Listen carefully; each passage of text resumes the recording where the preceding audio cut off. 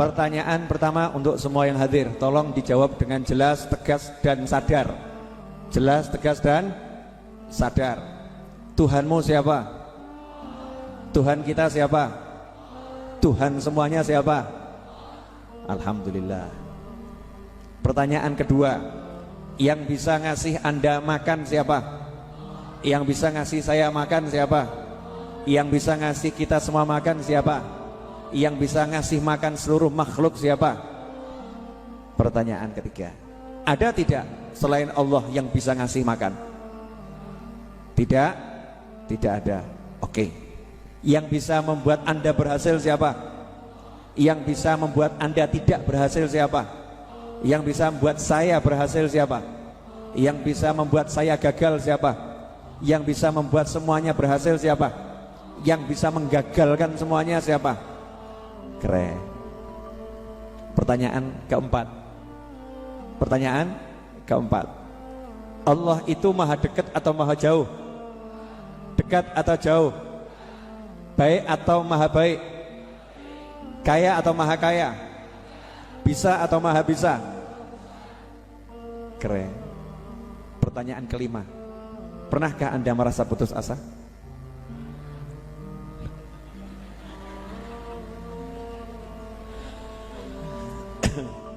Pernah? Pernah ya? Pernah. Jadi pernah putus asa? Ya. Pertanyaan keenam. Putus asanya kepada siapa? Nah, ini mulai muncul macam-macam nih. Mulai muncul macam-macam. Contoh ya, contoh nih. Ini contoh sederhana. Pengen melamar pekerjaan di sebuah kantor. Sudah mengajukan lamaran berkali-kali ke kantor itu dan kantor yang lain, ditolak terus. Iya. Kemudian ngomong begini kepada temannya, doa mana yang belum aku baca? Doa mana yang belum aku baca? Semua doa sudah aku baca. Kiai, Habib, Ustadz, guru mana yang belum aku datangin? Semuanya sudah aku datangin. Semua udah aku lakukan. Ternyata ditolak. Sudah ditolak, gak bisa dapat pekerjaan. Udah, saya gak mau kerja lagi. Saya mau nanya, ini putus asanya kepada siapa nih? Yang menonjol tadi kalimat apa nih? Doa mana? Habib mana? Kiai mana? Ustadz mana? Amalan apa yang belum aku kerjakan? Berarti ini putus asa kepada siapa? Ngeri atau enggak ngeri? Ditolak kerjaan tuh enggak apa-apa, tapi kalau hatinya begini nih ngeri nih. Ini penyakit yang luar biasa. Satu lagi, contoh ya. Mau hutang kepada temannya. Terus temannya janji, besok ya mas, kamu datang ke rumah, saya siapkan uangnya. Besoknya datang, temennya bilang sama pembantunya, bilang saya lagi tidur. Ya, lagi tidur. Ya udah, saya sore kembali. Sore kembali, ditemui sama temennya. Tadi siang sudah saya siapkan, tapi saya ketiduran. Akhirnya uangnya dipakai sama istri saya. Coba kamu besok datang lagi. Oh iya, besok datang lagi. Tok, assalamualaikum. Waalaikumsalam. Bapak ada? Pembantunya udah dipesenin. Bilang saya tadi sudah nunggu dia kelamaan, ini lagi pergi. 1 jam lagi balik. Oh bapak tadi nunggu kelamaan, terus ada urusan mendadak mas, 1 jam lagi balik. Ya udah saya tunggu di sini. Ya tunggu. Datang orangnya. Ya Allah mas, saya udah tunggu tadi nih, duitnya udah siap ya. Tapi kok ya tiba-tiba mertua saya itu kok butuh. Jadi saya serahkan mertua saya. Besok kamu kesini lagi. Saya mau nanya, balik atau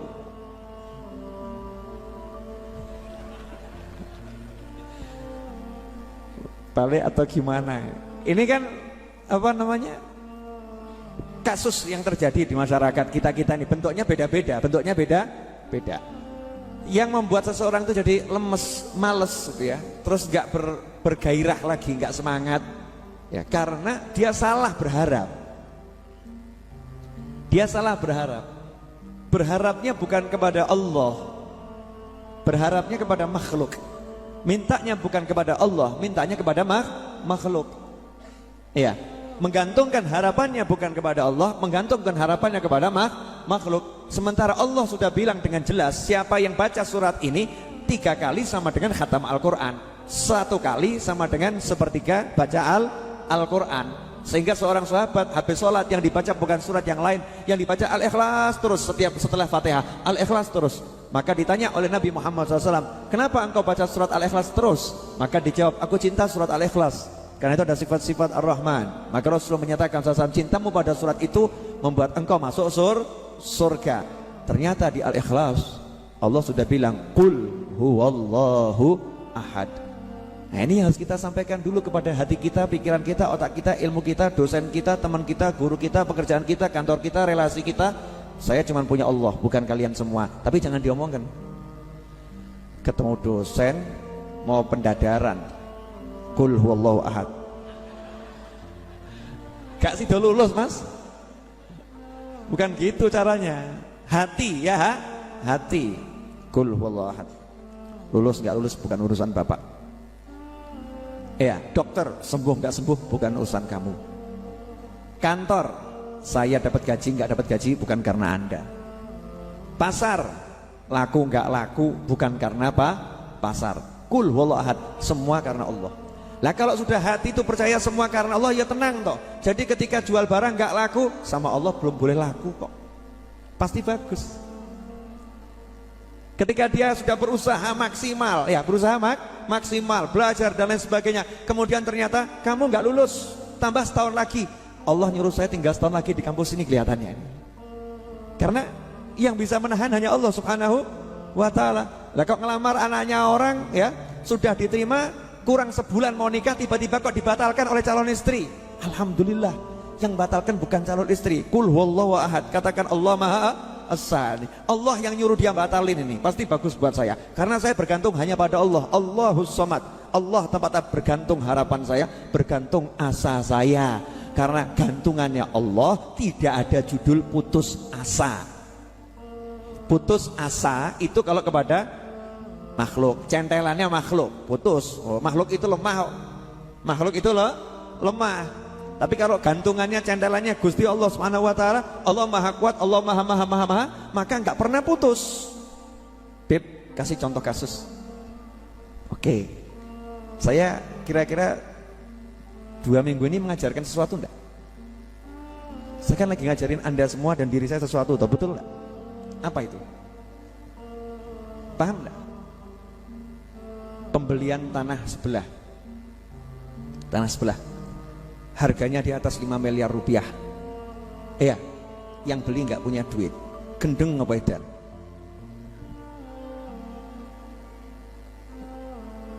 Gila atau waras nih? Wah, ngomong edan lo, gak apa-apa. Subhanallah. Iya kan? Saya bilang, saya nyatakan beli gitu ya. Beli, terus suruh bayar uang muka 1M 250 juta hari Senin yang lalu. Ini Jumat kan? Senin yang lalu. Kebayar nggak? Kebayar. Saya mau gantungkan asa saya masih apa? Sama jualan buku. Jenengan yang minta diskon terus. Sebagian minta gratis gitu kan ya. Mau harapannya sama buku, repot. Sama yang kaya-kaya itu, yang kaya-kaya yang punya duit, kadang kalau mau diutangi udah ngendo. Pasar lagi sepi gitu kan ya, dong ngendo, kebutuhan banyak, kan seperti itu ya. Mau apa? Mau sama proposal, saya tidak boleh minta proposal pada siapapun. Itu aturan dari guru saya, tidak boleh buat proposal. Minta sumbangan, keliling nggak boleh minta sumbangan, bolehnya cuma ngasih informasi. Ya udah, saya buat informasi, ya kan? Jika ingin ikut andil, gitu toh. Nggak terus tak telepon cici, tolong ya, transfer ya, tolong. Usah transfer tolong. Nggak ada toh? Nggak ada. Atau saya telepon teman saya mau beli tanah loh ya, kalau punya duit, ayo kamu kirim loh ya. Yang kirim yang banyak. Oh surga loh, masya Allah, 10 kali lipat. Nggak ada. Ada nggak di informasi yang saya sebar itu tulisan, jika Anda menyumbang Majelis Ar-Raudhah, maka Anda mendapatkan pahala 10 kali lipat. Ada enggak? Enggak ada. Siapa ingin ikut andil, silahkan transfer ke nomor rekening ini. Betul kan ya? Insya Allah berkah untuk semuanya. Selesai gitu kan? Enggak A, enggak B. Yang begini ini kira-kira kelihatannya penuh semangat untuk ngambil duitnya orang apa sakarepmu? Yang mana ini? Ada unsur maksa atau terserah kamu? Salah, bukan terserah kamu, terserah Allah. Jadi saya nggak pernah ngomong terserah Anda, terserah Allah. Nah, karena saya itu terserah Allah, ya kan? Yang ngasih Allah, yang milihkan siapa yang mau ngasih juga Allah, yang nahan siapa jangan ngasih juga Allah Ta'ala. Maka proyek ini saya ajukan proposal langit, asanya ke langit. Gimana cara asa ke langit ini terwujud? Ya gampang, Allah tuh tidak minta apa-apa kok, ya kan? Allah cuma ngajarin, kalau kamu pengen ya mintalah. Udah, saya doa minta, sudah, betul kan? Saya minta doa dari orang banyak juga sudah. Minta doa dari orang tua juga sudah. Kamu usaha, bisanya apa? Tembokku dewe tak jebol sih. Duk temboknya sendiri kita bongkar, betul kan? Terus apa lagi? Beli tanaman ditaruh. Kenapa? Nanti kalau jadi kebeli, tanamannya akan ditanam di sana. Ya, sementara kita beli dulu tanamannya. Beli tanaman kan murah. Bisanya itu, betul. Ini menggantungkan harapan kepada Allah Subhanahu wa Ta'ala. Jadi orang yang harapannya kepada Allah, dia akan melakukan apa yang dia bisa karena dia yakin Allah melihat kerjanya, Allah melihat usahanya. Nah, apapun yang bisa dilakukan, digantungkan asanya kepada Allah, di proposalnya disodorkan pada Allah. Ini loh ya Allah, ini loh ya Allah, ini loh ya Allah, ini loh ya Allah. Ke situ terus, ya ke situ terus. Nah, nanti hasilnya menakjubkan. Begitu Allah bilang kun fayakun.